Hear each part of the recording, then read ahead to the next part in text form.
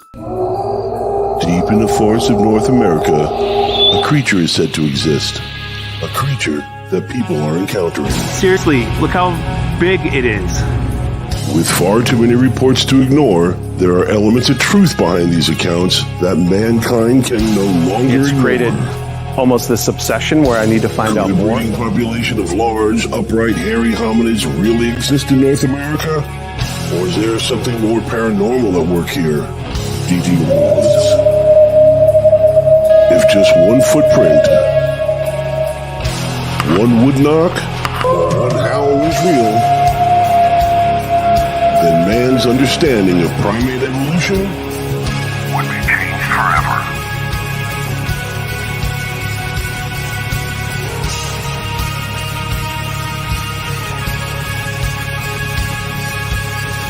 Join Gwen Purcell and the Catskill Appalachian Research Collective as they delve further into the mysteries of Bigfoot and other paranormal phenomena through the eyes of witnesses, investigators, critics, and skeptics. Join us as we look to discover what lurks from behind tall trees. Hi, everybody. Welcome to From Behind Tall Trees tonight. I have a special guest that I have been dying to interview for quite some time. And let's bring him out here. Let's introduce Terry Windell. Hi, Terry. Good evening from Rock Hill, South Carolina. Yes, I'm going to see you in 2 weeks, and I'm super, super excited because Terry and I are both speaking at the South Carolina Bigfoot Festival in Westminster, South Carolina in 2 weeks, and I'm super excited. And we are going to have fun. That is a great festival. That was a great festival. And what was more fun was the stuff after the festival. That was a bonus. That was a bonus. That was a huge bonus. And we're going to be doing that again this year. We can chat about that tonight if you want. That was that was a gift. That was a present afterwards. That was a present that I didn't know we were getting until after. So it was cool. But I want to talk tonight because I met you a year ago in South Carolina at the South Carolina Bigfoot Festival, and I just love you. You're just filled with so much knowledge and insight, and from the second I met you, I was like, this guy is somebody that I want to be friends with and want to look up to because I think a lot of you. So it was super exciting when you said, yes, I'll do your show. And I was like, yay, Terry Windell. So okay. No pressure now or anything. Okay. So I know we've done a lot of talking over the last year, but I'm not even really sure if you've ever told me like how you got started. Did you always believe in Bigfoot, or is this something that kind of happened? Yes. Short answer is yes. I truly got started when I was a small child on my grandmother's farm in upstate South Carolina. I would spend a lot of summers there, and this was a typical old school farmhouse. No shades, no screens on the windows. You put the windows up, and that was your ventilation. In the wintertime, you had a pot-bellied stove in every room. So in the summertime, I would sleep upstairs in one of the upstairs bedrooms, and to keep from perspiring to death, you opened the windows and got cross ventilation.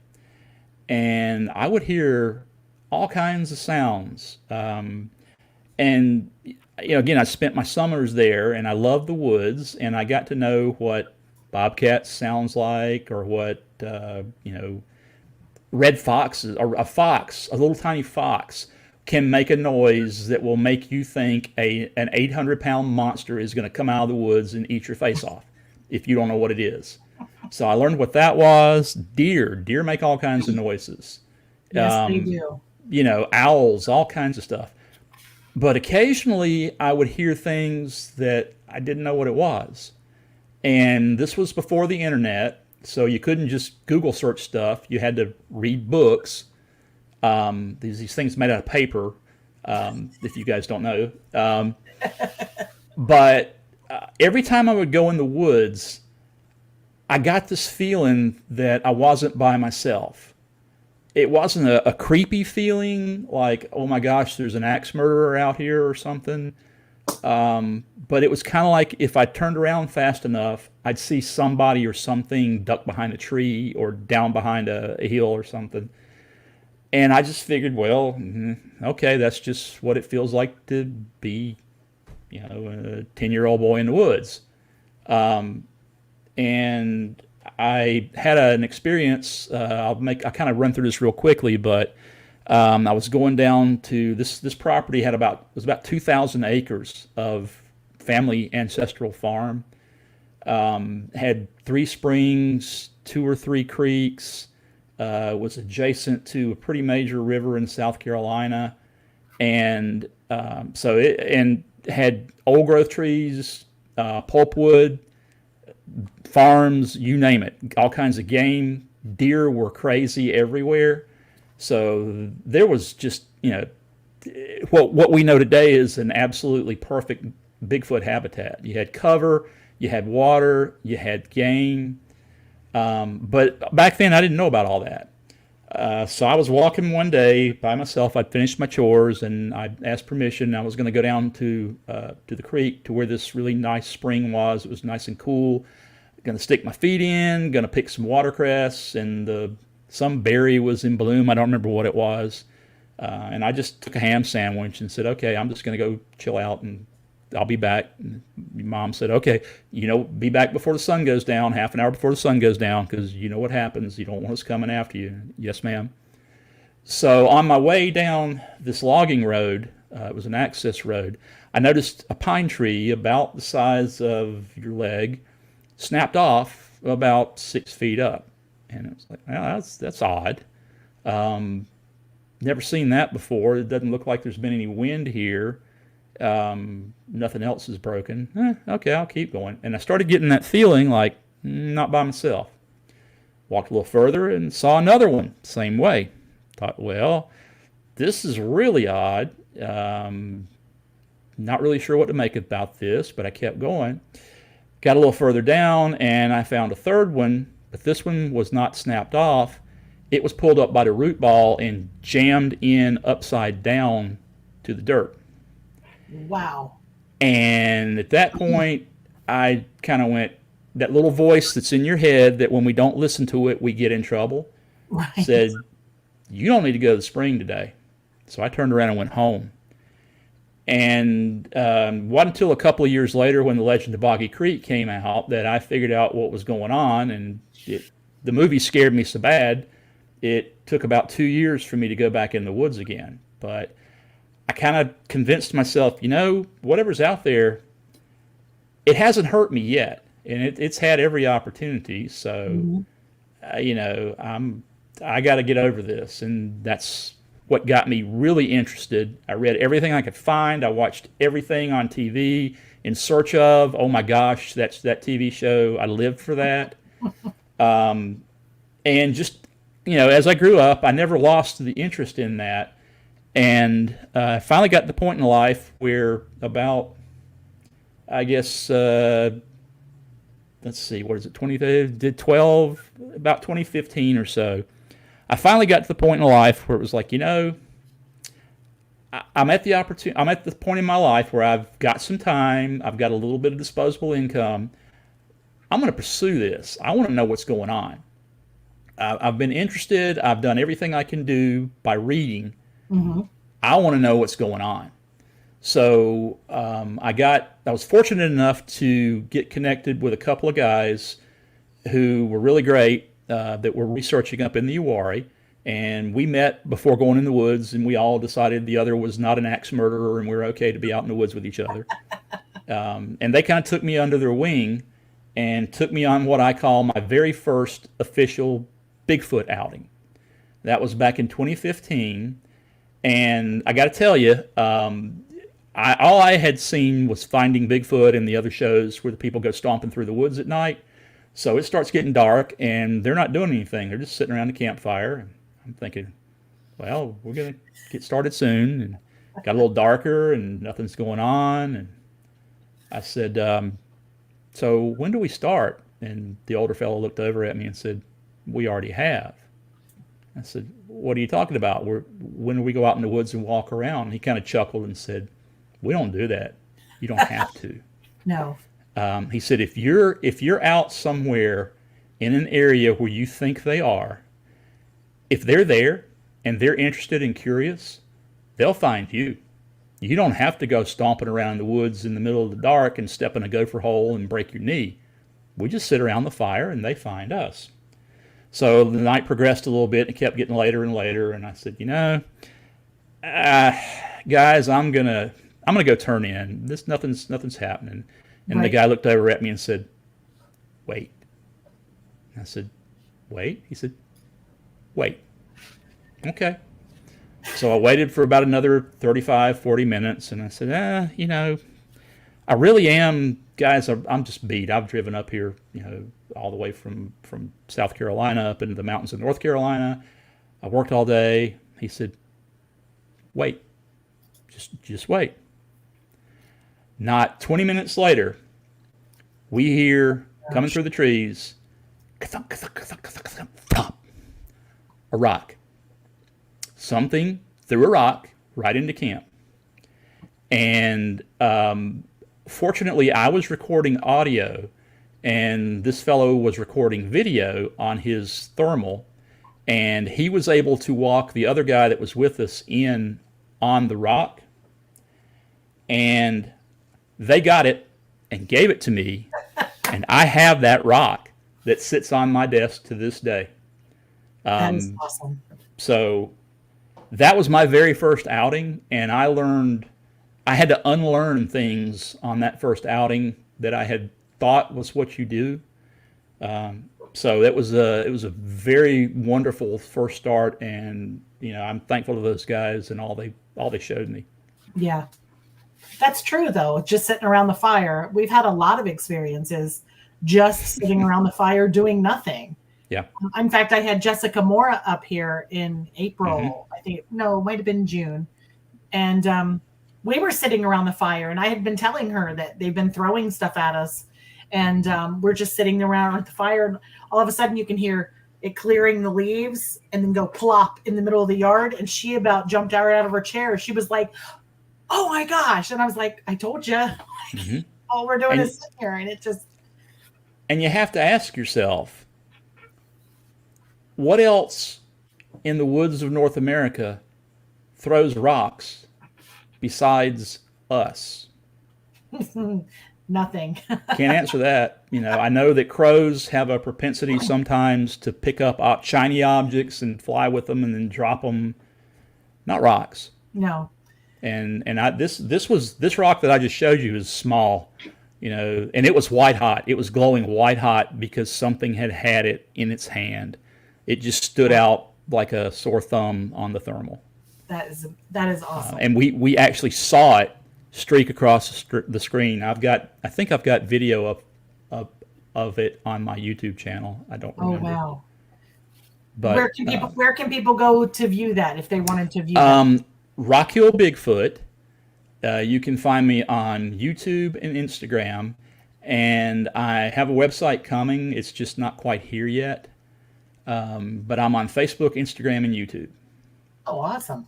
And I have a lot of stuff that I don't post, so there's not a lot of things there. It's one of those deals where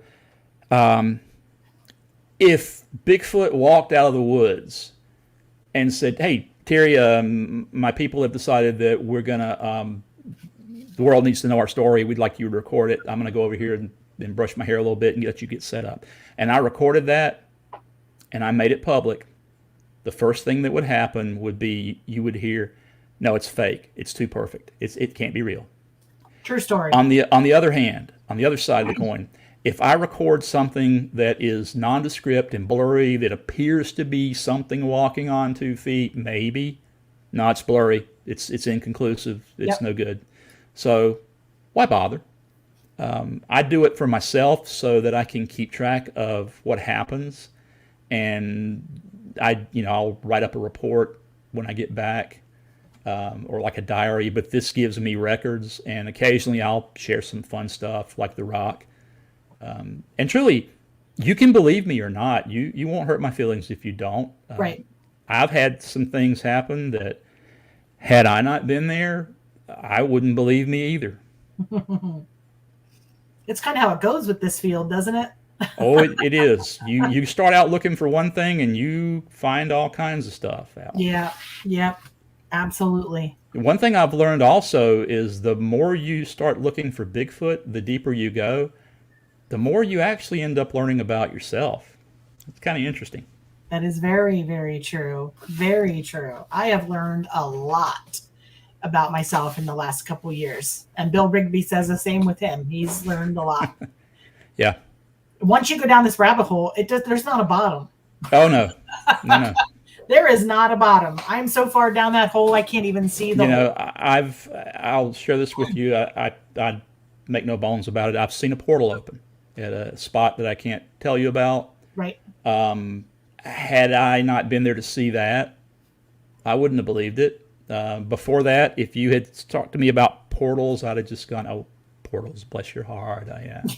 Okay. No. I don't. The only thing that this matches in my box of tools is portal. I don't know what else to call it. Right. But there's video of that. I don't have that. That someone else recorded it, and that was on a private site.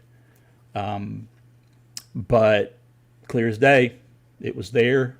It closed down when a couple of people tried to get close to it that were with the team, and it opened back up somewhere else, and they tried to walk into it again, and it closed down again and moved away. You know, I'm sitting there like, I got nothing, guys. And what did you think in that moment? Like, can you believe what's happening? Because I'd be like, I can't believe this. Your brain is designed to try and protect you from stuff that's not supposed to be able to happen, or shock, basically.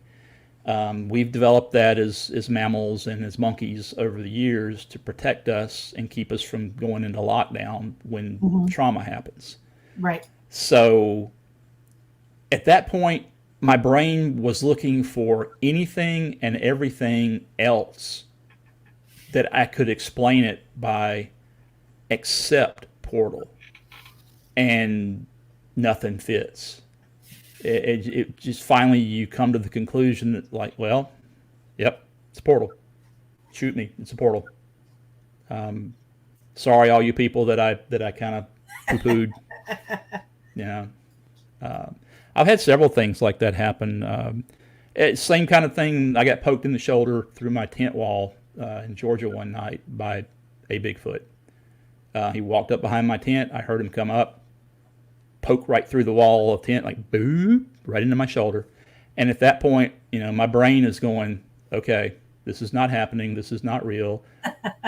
What else is this? It's a dog. No, it's not a dog's nose or a coyote's nose. I can feel the nail. It's not a stick. Okay, there's a Bigfoot standing behind my tent. I can hear him, and he's poking me in the shoulder. And then at that point, it was like, okay, there's a Bigfoot poking me in the shoulder behind my tent. This is really cool.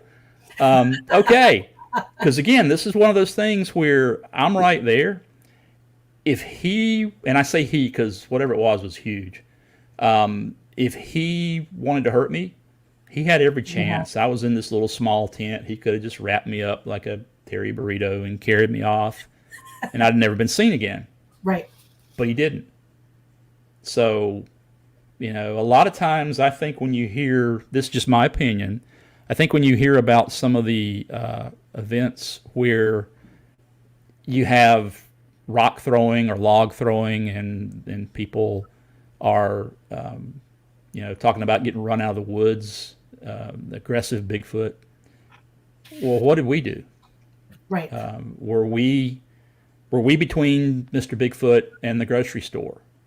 You know, are we right at his favorite fishing spot that he has come to get food for Mrs. Bigfoot and the kids, and he can't go home empty-handed because Mrs. Bigfoot's not going to let him in the house, and so, and I'm being a little bit silly, but you get my point. So, Archibald says the human brain compartmentalizes during times of fear and trauma. Witnessing a Bigfoot has to be traumatic enough. Add to that high strangeness. You're lucky you didn't pee yourself. I agree, Archibald. I would have peed my pants. Archibald, just so you know, I do carry a special pair of underwear with me on every Bigfoot outing, just in case. So far, I have not had to use them. Then that would have definitely been a time for it. Oh my gosh, yeah. Because it was freaky.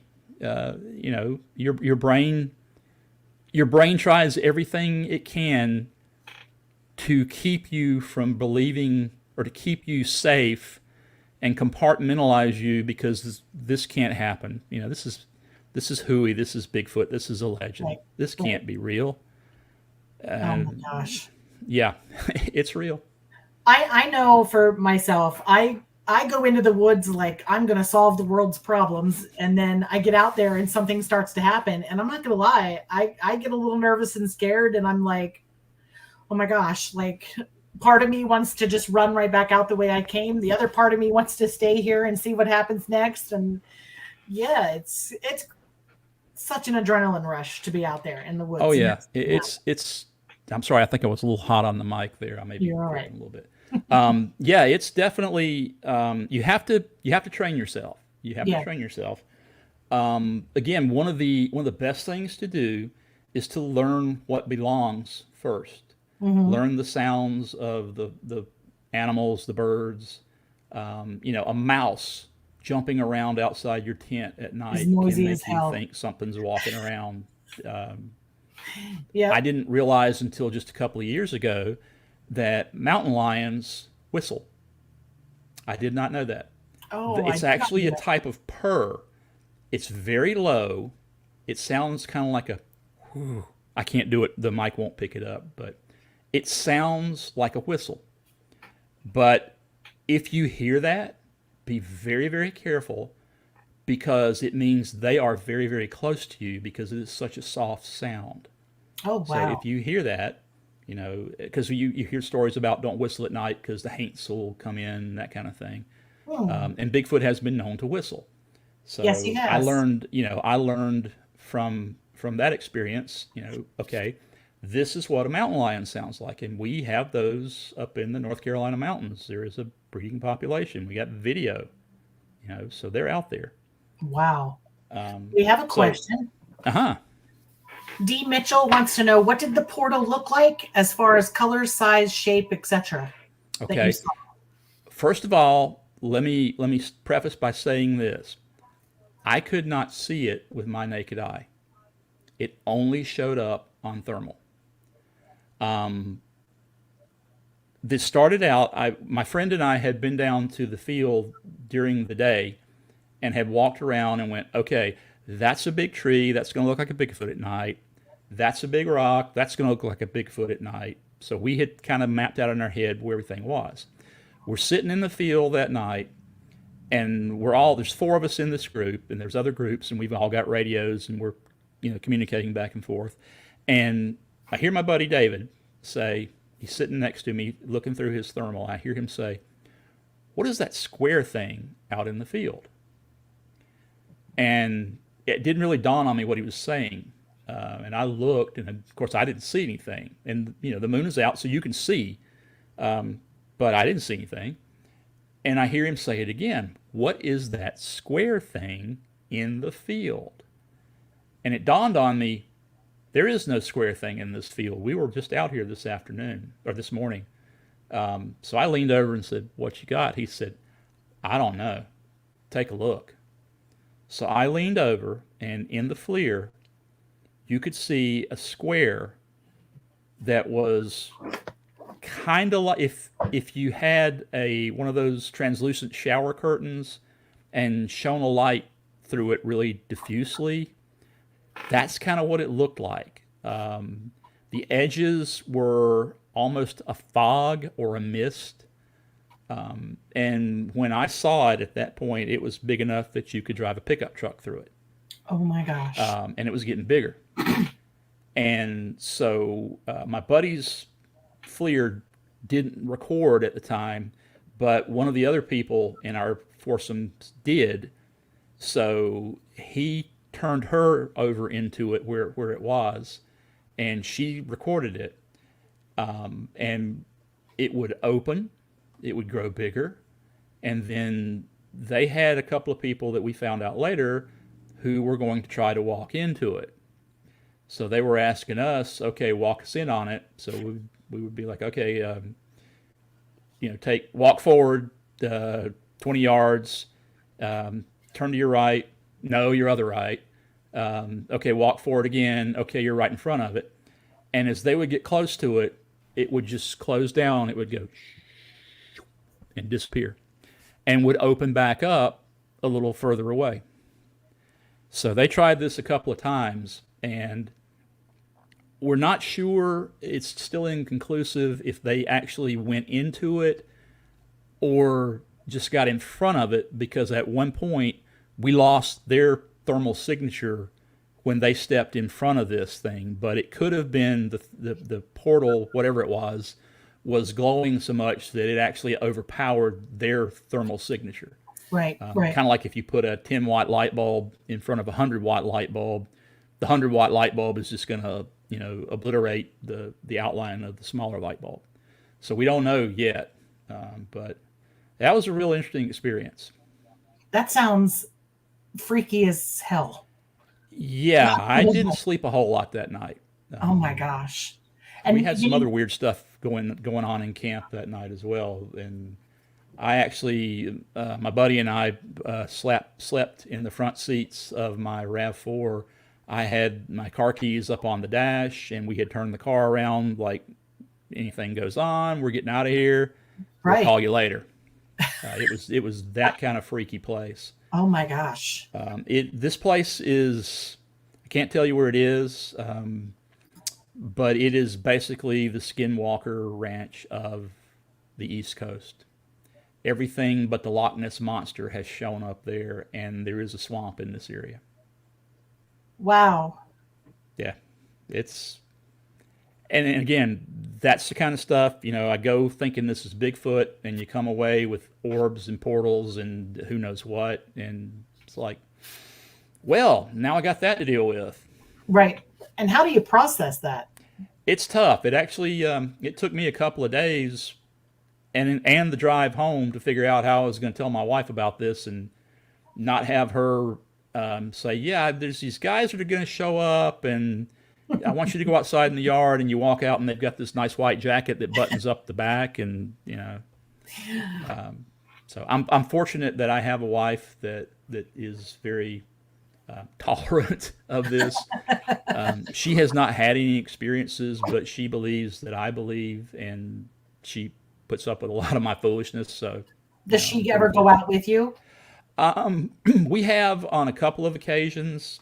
We got growled at up in the Uwharrie when we were sitting outside a tent up in one of the campsite areas. We had our dog with us, Bunny, at the time. Bunny was a Labradoodle. When we first got there, Bunny tore off down into the woods, and I'm thinking, oh dear, I'm going to have to explain to my wife what's about to happen. This was sort of about twilight, and so Bunny eventually comes tearing back up the hill, walks over or runs over to our tent door, sits down, and does not move, which means, please let me in the tent. And so we let her in, and she stayed in the tent. So meanwhile, one of the things I do now when I go out is I look for an area where, if I was a Bigfoot and I wanted to watch somebody, where would I go so that I would have cover but could see these crazy hairless people? And that's where I camp. So we did that night. And we had just taken our chairs and put them outside the tent, and we're just sitting there. And it got later and later, and nothing really of consequence happened. So I just said to my wife, well, we might as well go on inside now. It's past the witching hour. It's about 1:30 or 2. And I stood up kind of quickly out of my chair. And when we did, off in the brush somewhere, we both heard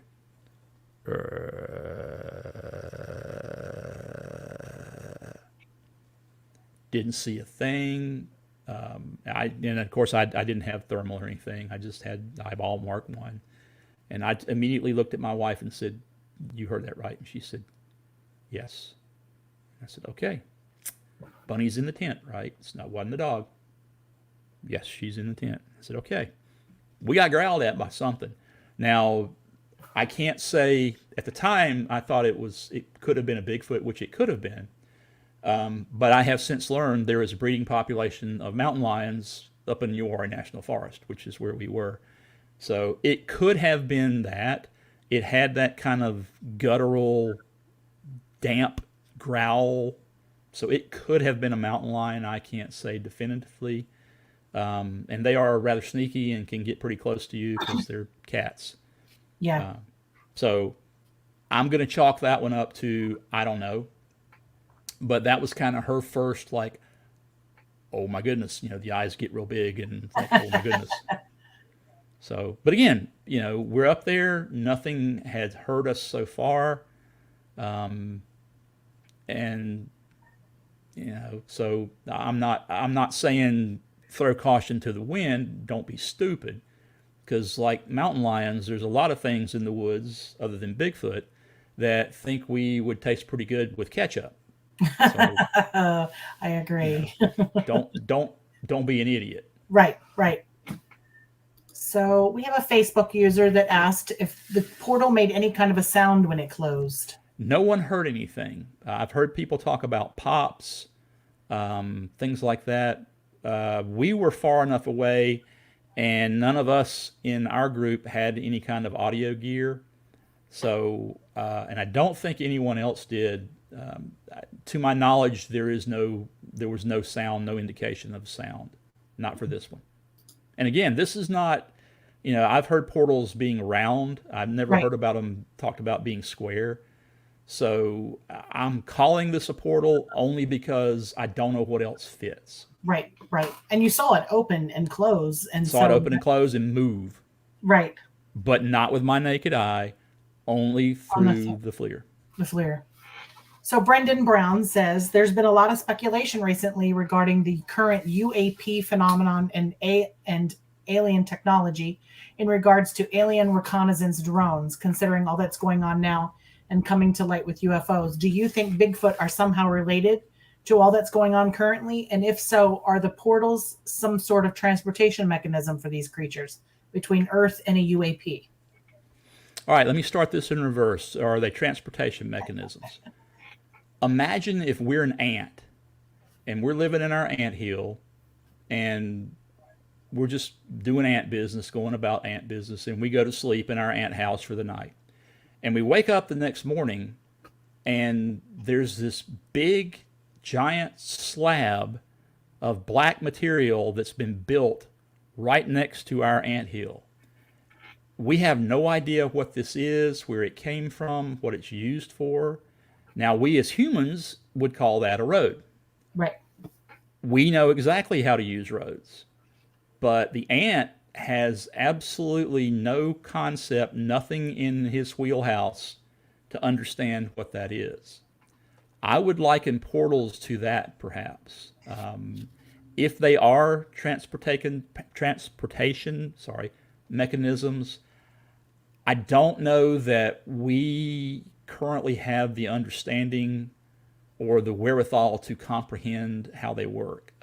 You start getting into interdimensional stuff, 4, 5, 11 dimensions. It's really hard for us to conceive of that as three-dimensional beings. We're actually four-dimensional beings, but we can't control time. So I would say if it is a transportation mechanism, which it could well be, I don't know that we have the understanding on our own of how to work them. Now, Bigfoot being involved with other things, it's kind of like, you come for the hot dogs, you end up staying for the dessert.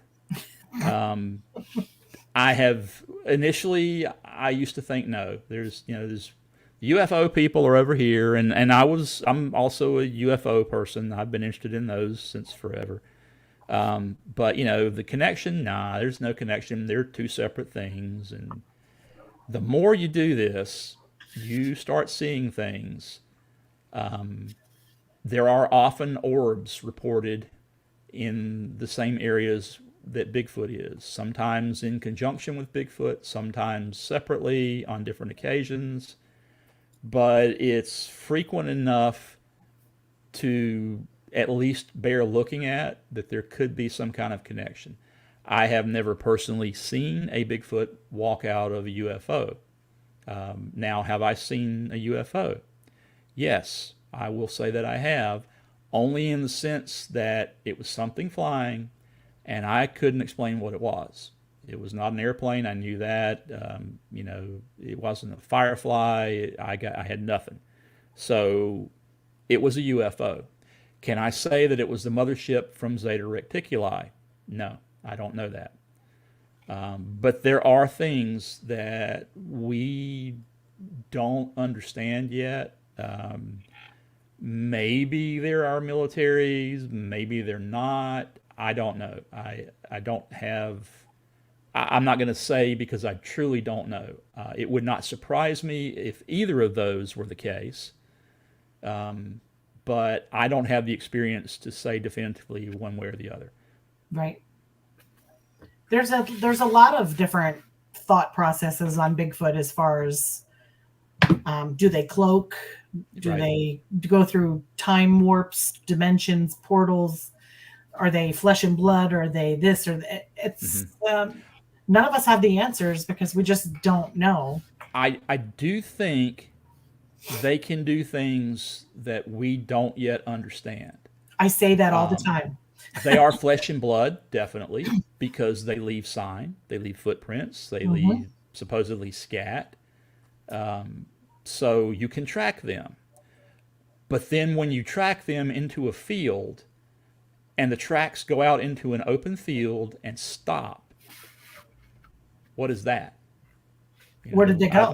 I've had that happen. Where do they go? Now, the Native American friends will tell you, well, they just levitated or they disappeared.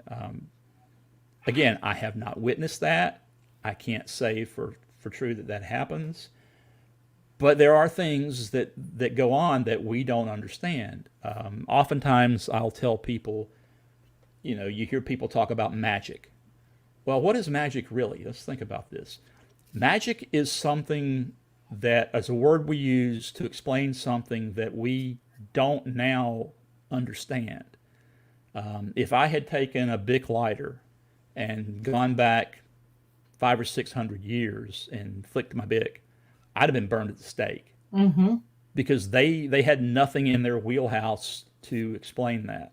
To us, you buy them at the convenience store. It's $1. It's a lighter. We know how it works. But they had no comprehension and no way to understand that. So, is it magic? But, you can call it magic. I just prefer to think of it as possibly something that we don't yet understand. Right. I say that all the time, that I think Bigfoot just has abilities that we don't comprehend yet. Yeah. And maybe one day in our lifetime we'll have those answers. That's why I'm doing what I'm doing. And the more I learn, the less I know. Now, you go to a place that I absolutely am dying to go to, and that would be the Uwharrie Forest. Tell me about strange things happen in the Uwharrie. Tell me about some of your experiences out there. It's an interesting place. First of all, there are legends that go back for centuries about wild men in the woods and the haints, all kinds of stuff. Usually legends like magic are a way for people to try and explain something they don't understand. So I've found that if you look at the legend and insert the word Bigfoot for wild man of the woods or haint, whatever you want to call it, and it kind of fits, there might be something to look at there. So Uwharrie is rife with that. Those are one of the oldest mountain chains honestly on the planet. They've been there forever. And it was where actually episode 2 or 3 of season 1, Finding Bigfoot, was filmed. And the buddy of mine that I was talking about was in the BFRO at that time and turned them on to that, and he regrets it to this day. Because after that, you couldn't walk in Uwharrie for the jars of peanut butter and all the scent tags hanging in the trees, and it really just drove them back deep into the woods. But they started coming back out and kind of got over all that once it died down, and then COVID hit. So for a long time, that was closed down. The park was closed down, and to them, that was like, oh, we got free roam of the place now. So Right. they were back with a vengeance. Well, once COVID kind of eased up, the bad and good was that people discovered the outdoors. You could go outdoors and disperse and turn the kids loose and let them run and get their energy out. And so once again, it kind of drove the Squatch population away. But they're starting to come back now. There is a meadow up in the Uwharrie where I have seen orbs. Possibly the UFO that I was talking about. Again, mothership from Zeta Reticuli, can't say that, but I can explain what it was. I shot an interview up there for another channel out in this field, and had 3 people. One person was interviewing the other 2 people that were with me, and I knew all of them, and had checked out the camera. I've got a night vision camera. I checked it out at base camp, fresh batteries, everything was fine, audio was fine. The buddy that was with me checked out his thermal, all was fine, fresh batteries. So we walked into the woods. Probably it's a short hike. It's a mile, maybe mile and a half to get to the cut through to get to this meadow. We got in. I got the folks together. Now it's dark. The moon was out, but it's dark. And got them set up and positioned, and we were right beside a stand of trees, kind of where the tree line is. And so I went to turn on the camera, and I got this error on the camera, an error message that I have never seen in my life and have never seen since. The camera did not work. In fact, I contacted the camera manufacturer and said, what is error 6700 whatever? And they said, what is that? We don't know. So I have no clue. So I turned it off. I said, guys, give me a second. I got to figure out what's going on. Camera's not working. Turned it off, reset it, turned it back on, nothing. I said, okay. Turned it off, put in fresh batteries, turned it back on, nothing. So at that point, I did what I just have come to call talking to the woods. And I just looked over to the tree line and said, okay, guys, we're not here to record you. I'm just going to shoot this interview with these guys. Just so you know, I'm going to point the camera here. I give you my word. That's it. Not looking for you guys, and we'll be done in 20, 30 minutes. Turn the camera on. It worked perfectly. Oh my gosh. I shot the interview, and during this interview, you can see the 2 guys that are being interviewed by the third person glancing over like this to the tree line. We could hear something moving around in the tree line. And turned it off, turned the camera off, got everything finished, and I said, just talking to the woods, just said, okay, guys, we appreciate it. Thank you so much. We're going to get out of here now and leave you alone. So we headed out to get to the Forestry Service Road. On the way out, we hear coming through the woods, thump, huge rock, right in front of the lady who was conducting the interview, and she had not experienced this before, and she freaked out. She was like, well, oh my God, what are they throwing rocks at us? I said, no, they're not. They're messing with us. Come on, just keep going. They're just playing. If they wanted to hit you, they could beam you anytime they wanted to. Absolutely. They're just playing. So she's getting a little freaked, and so we keep walking, and then we hear from behind again, pump, in the back of us, another rock. And these were not rocks like I just showed you a little earlier. These were good sized rocks. And so we just kind of laughed about it and walked on out. And when we got out, my buddy said, well, hang on a second. I'm going to turn my thermal on again and see if it works. He turned it on. Didn't work. I said, okay, we're leaving. Got back to base camp. He turned it on. It worked perfectly. I got nothing. Wow. That's one of those things where you just go, yeah, it's real. Yeah. We have a question here that says, do you believe in the Nephilim angle? No. And I don't. There are as many beliefs about what Bigfoot is or is not as there are people to have those beliefs. This is mine, and I don't mean to throw shade on anybody who believes differently. Like I said earlier when I was talking to you, just because we don't believe the same thing doesn't mean we can't go sit down, hang out, and eat pizza together. Absolutely. That's how you learn stuff. Absolutely. So I understand, as I understand the Nephilim, I don't think Bigfoot is them. What I have come to understand from talking to some of my Native American friends and from observing, I think they are a people. I think they are like us, but not like us. I do think they live in some kind of family unit. Call it a tribe, call it a clan, call it a whatever.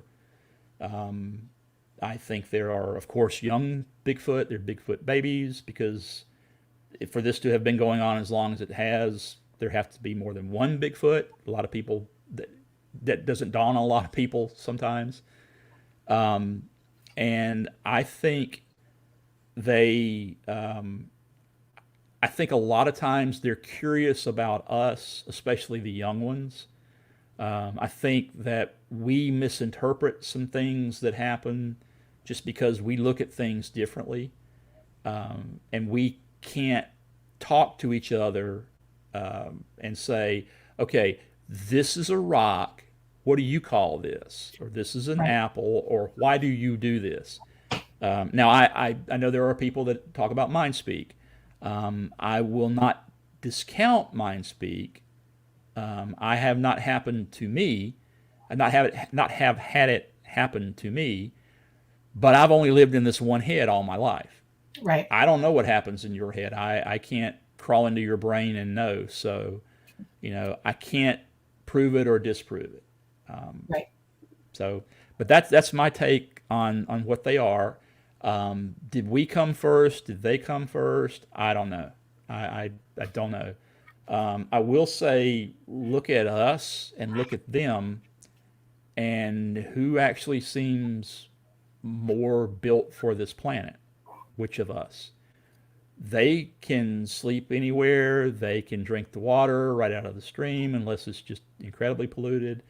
They can gather food, eat anywhere. They're the woods are their grocery store. It's their home. Mm-hmm. We have to filter water. We have to pack in special food, unless we're very, very adept and knowledgeable about gathering wild edibles. Mm-hmm. So, we have to take clothing for winter, clothing for summer. They don't have to worry about that. So, right. Which of the two of us seems better suited to this planet? They do. And again, that's one of those things where I can't say definitively yes or no, but it's one of those things that I think about at night, sitting around the campfire. So this person that's fresh says, are you subscribed to the belief that the species is supernatural? Well, again, it's like we were talking about the word magic. Supernatural has some different connotations, but again, ghosts, that kind of thing. I think it's possibly things that happen that we don't have the tools yet to explain or understand. So a lot of people just defer to magic or supernatural. Mm-hmm. And again, I'm not going to argue with anybody. This is just my way of thinking. I don't fault anybody for thinking differently. Right. Right. And I think this, I'm not sure if I'm going to even say this right. Nixon said he I think he's like me, that in supernatural is just a word that we don't understand. It's all natural, just not all understood. And I can agree with that. It's kind of like impossible. I tell people I don't believe in impossible, because think about it. Impossible is truly, it doesn't exist. It's just something that we haven't figured out how to do yet. Right. So, again, you go 200 years into the future, and what's not possible now is possible then. We've had the time to gain the experience to figure it out. I think that's kind of roundabout how Bigfoot works, and we just don't understand. Right. I know that people talk about gifting, food gifting, which I would not encourage. Right.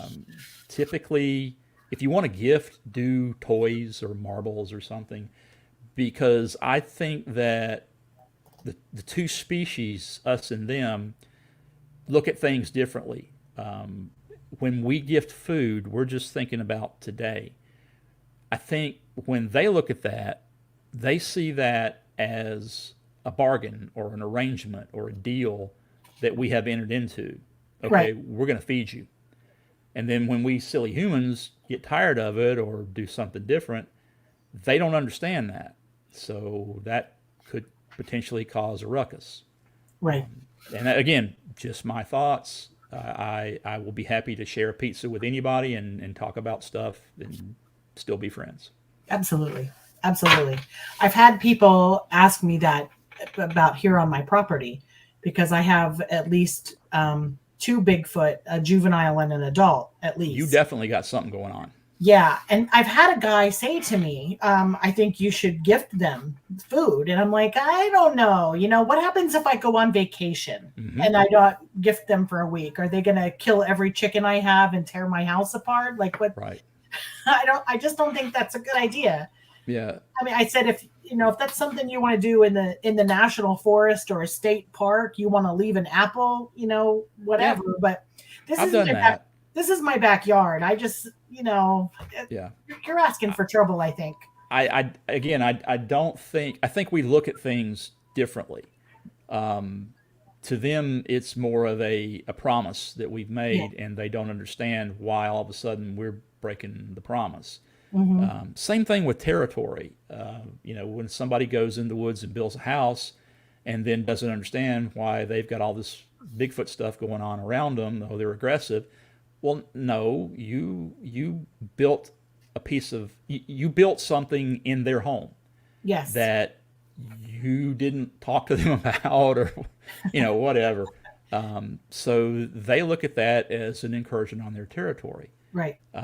I have heard of people who have solved that by just, again, doing what I do called talking to the woods, where you just go out and say, look, guys, I know you were here first. If you'll just let me have to the fence, everything else is yours. If you need to pass through, you're good.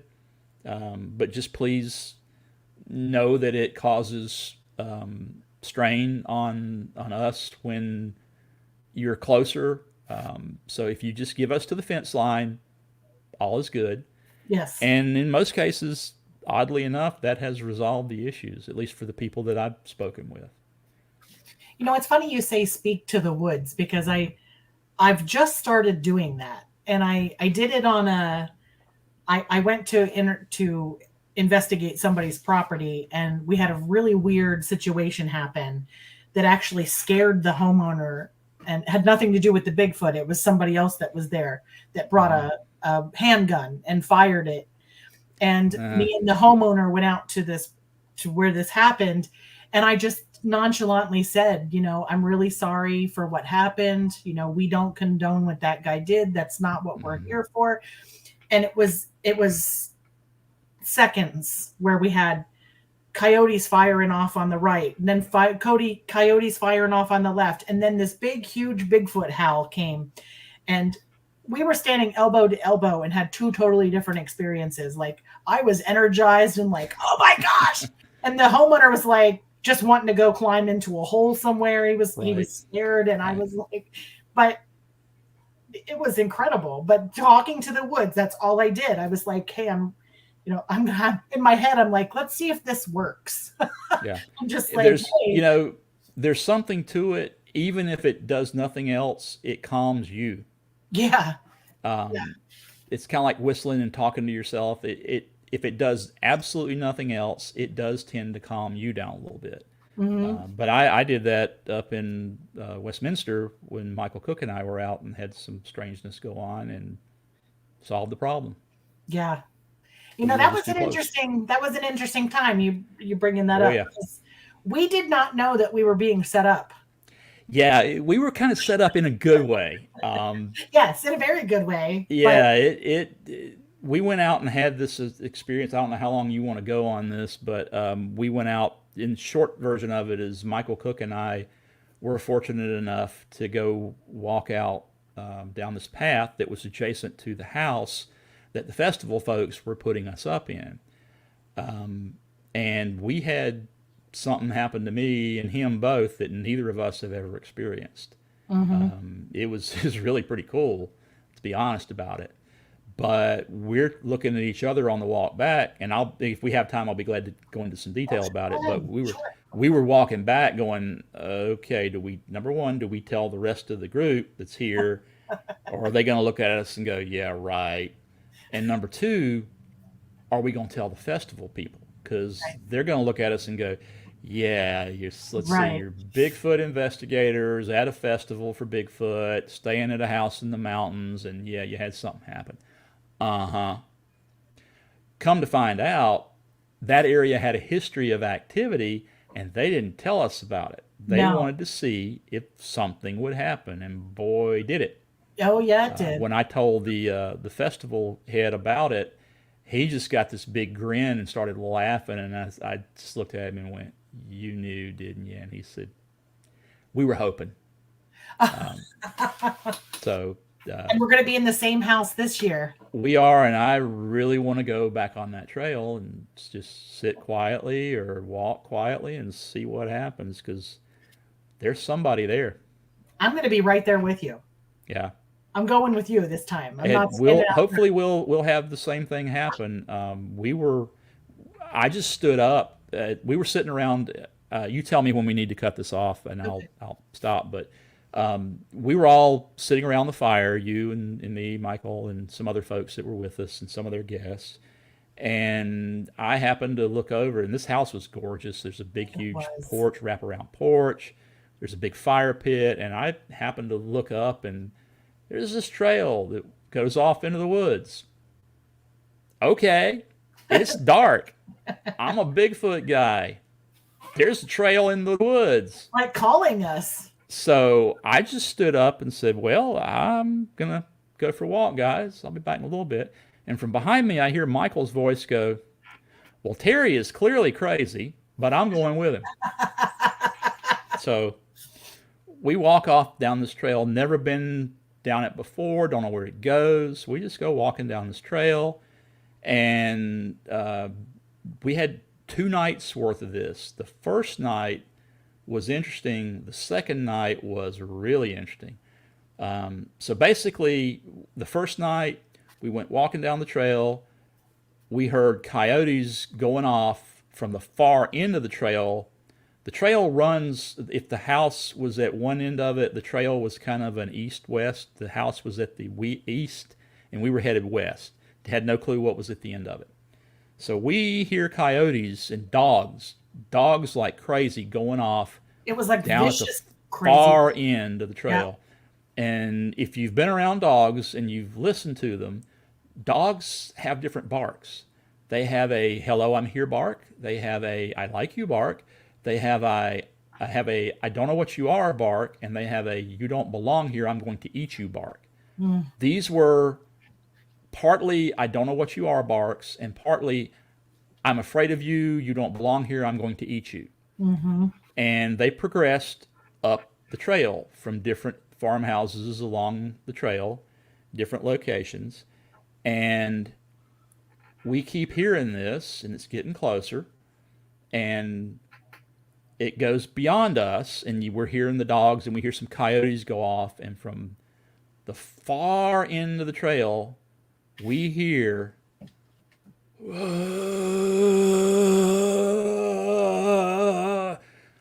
the longest, deepest. It was an Ohio call, an Ohio moan. Far bigger lung capacity than anything we could do, far deeper than anything we could do. And I look at Michael, and he looks at me, and we just start giggling like little girls. We're like, dude, that was a squatch. That was a squatch. I know what that is. And he's like, I've heard that before. So we're like, oh, this is cool. So we sit there, and the dogs start going in reverse. They start going off again, going back. And I said, okay, that was Big Daddy calling the kids home. We're done for tonight. And Michael said, yeah, I agree with you. So we went back, and it was like, okay, we're going out again tomorrow night. I was supposed to go home. I'm going to call and say, sweetie, you ain't going to believe this, but I need to stay. So, we went in, told the festival people about it, and that's when they, on Saturday, and they were like, uh-huh. And it's like, you knew, you set us up. So we went out, Michael and I went back on Sunday, and got there, or was it Sunday or was it Saturday? I don't remember how many days I think it was Saturday night.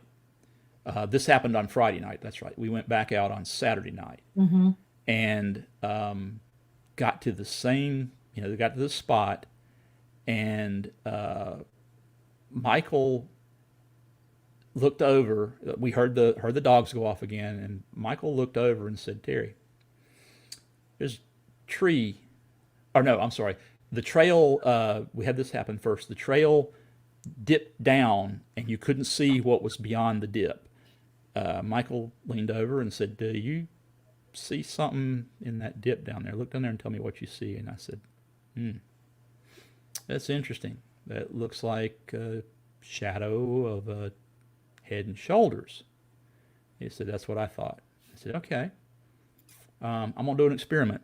I'm going to sway a little bit. Maybe it's the firelight coming through the woods from back at the house. I knew it wasn't. But I said, let's try this. I'm going to do it. And you stay still. Tell me if it moves. And he said, okay. And it didn't move. I said, you do it and I'll be still. It didn't move. So we walk on down a little further, and we look over, or he looks over and says, Terry, there's a tree to your left about your 10 o'clock. Look over there, and do you see? And I said, eyes? He said, yeah. And I said, yeah, I see two eyes. They're kind of an orangish red. And he said, yep, that's what I see. And I said, okay, that's interesting. So we go back, and then we go out again the next night. We have the same thing happen. And I said, we got the same spot, and there's the eyes. And I said, okay, let's get a little closer. Let's see what happens. So we walk up. So we're about maybe 20 yards away from these eyes. And all of a sudden, I get this feeling that started in my chest, radiated out through my whole body, kind of like when you were a kid and you take a 9-volt battery and touch it to your tongue and you get that kind of bzzz. That's what this felt like. So I stopped and I said, oh, this is weird. And Michael beside me said, what? And I said, I don't know. I've never had this happen before. I got this weird feeling like, and before I could get it out of my mouth, he said, electricity. And I kind of went cold and said, you got it too? And he said, yep, just started. I said, okay, let's back up. Let's walk back about 5 paces. We walked back about 5 paces, like a switch. Gone. Both of us. I said, you got anything? He said, nope. You? I said, nope. So I said, okay, let's do an experiment. You stay here. I'm going to walk back to where we were originally. Before I did my talking to the woods thing. I said, okay, guys, we know you're there. We think we might have gotten too close for your comfort. We want to make sure that we understand what you were trying to tell us. My friend's going to stay where he is. I'm going to walk back up to where I was when this happened the first time. I give you my word, I will not come any further, and my buddy is going to stay right where he is. If we were too close, and that was your way of telling us that, do the same thing to me that you just did, but don't do it to him behind me. So I take off walking, 5 paces to the step. Bam. Electricity all through me. I looked kind of over my shoulder at Michael and said, you got anything? He said, nope. You? And I said, yep.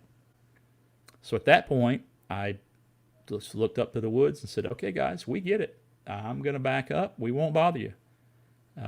We're just going to walk back to the house, enjoy the night. We got too close. We get it. Thank you for letting us know, and we won't bother you. Went back to the house. The next morning, we got up, and we're getting ready to pack, and we're going home.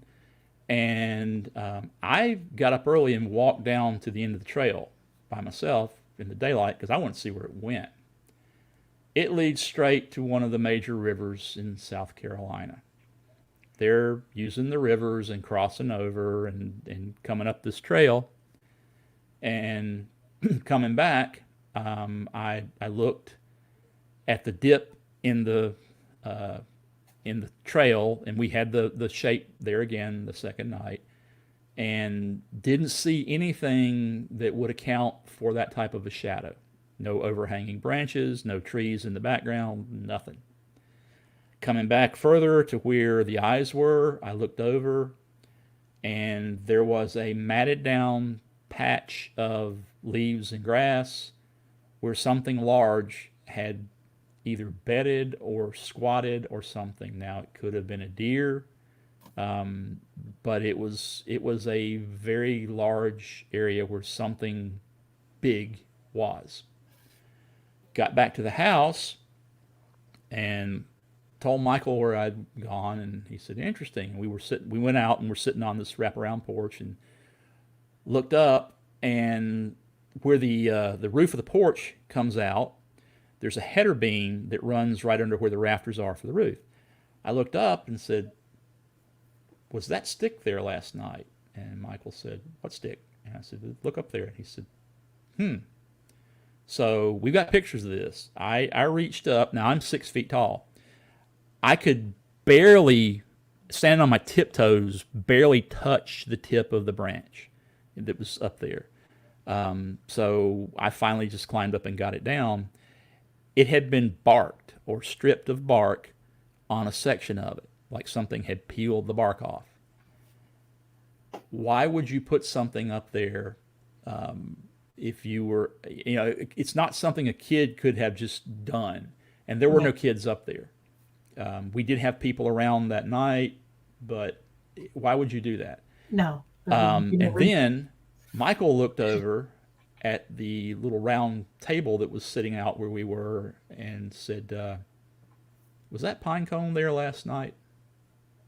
I said, I don't know. I can't say either way, but that is odd because there's no trees above it. And there was a pine cone. We got pictures of this. He took them. Pine cone sitting there on the end, pointed straight up, little small pine cone. I think they respected our respect, and I think they were saying hi. You can call me crazy, but, I don't think anyone there left that pine cone. No, because Michael called me. We had left early to start heading home because it was such a long drive. And Michael called me and said, did you leave a pine cone on the table? And I was like, I wasn't even out. We didn't go out that side. We went out the front door and got in our car and we left. Yeah, and that's a good point because most of us went out the front door leaving. And this was in the exact center of this circular table, standing up on end. The odds of that falling there and doing that were very slim. Very slim. And again, there were even no trees that would have produced that pine cone anywhere around. No. So that's another one where I just got to go. Roof. Yeah. Yeah, got nothing. It was awesome. It was an awesome experience. Yep. So we have a question here that says, do you think that could be resonant frequency manipulation? Yes. I don't understand how a lot of this works, but they can do things that we can't do or don't understand how to do. I called a very good friend of mine on the way home who is Native American and has them on her property and grew up with them. They were just a part of her life from early childhood. And I told her about it. I said, I got to ask you, this is weird. I've never had this happen before. Is this something that you've heard of? And she just laughed and said, oh yeah, we have people out here. We'll get to a certain spot in the woods. You take one step forward and the people just start laughing uncontrollably. They don't know why. Nobody told any jokes. They're just laughing. You take 2 steps back, it's gone. She said that they can do stuff like that. I've never had that happen, but she said, no, they were just, you basically told them you were respectful of them. Right. You did the right thing. And, that's, you let them know that, hey, we're not going to bother you guys. This is your house. We respect that. And they were just kind of saying thank you. Yeah, I believe that. That was pretty cool.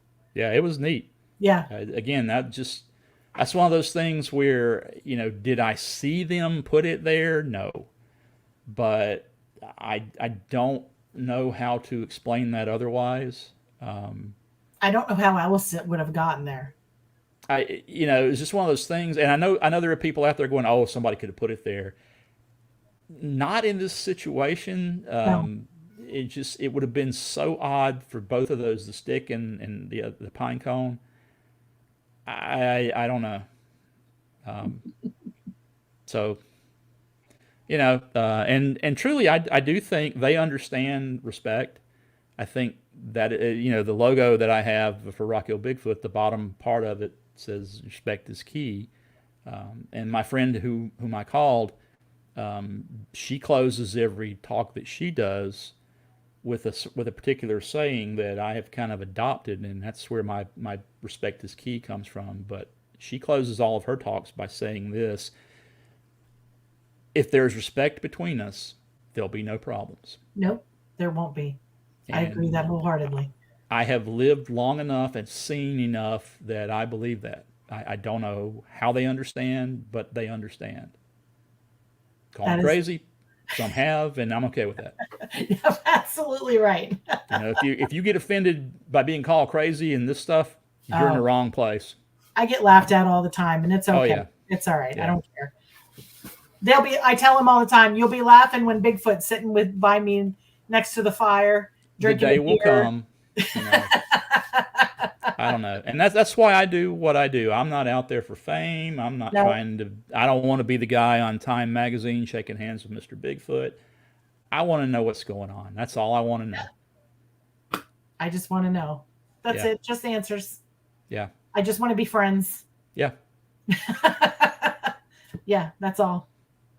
Well, I think that's a good point to end it on, about respect. And you can catch both Terry and I both, and Michael Cook and Daniel Benoit and Rick Rells and Lee Woods and a couple others will be down at the South Carolina Bigfoot Festival.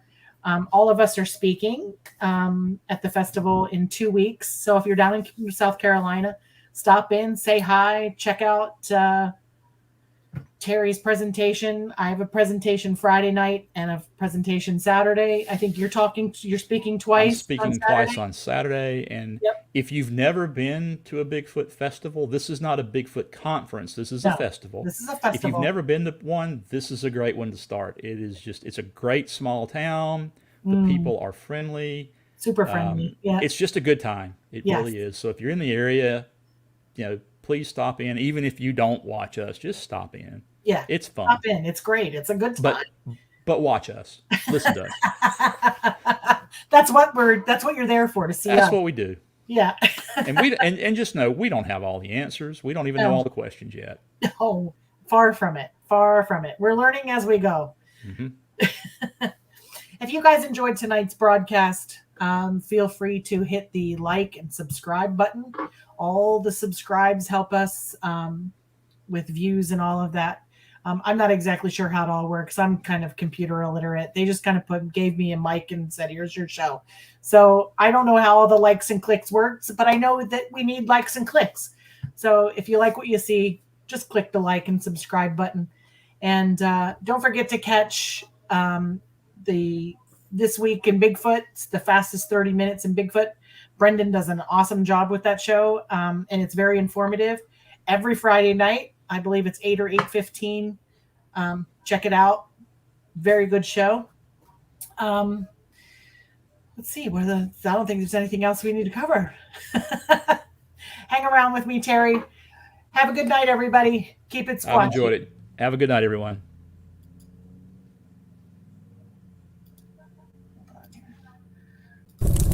This has been a CARC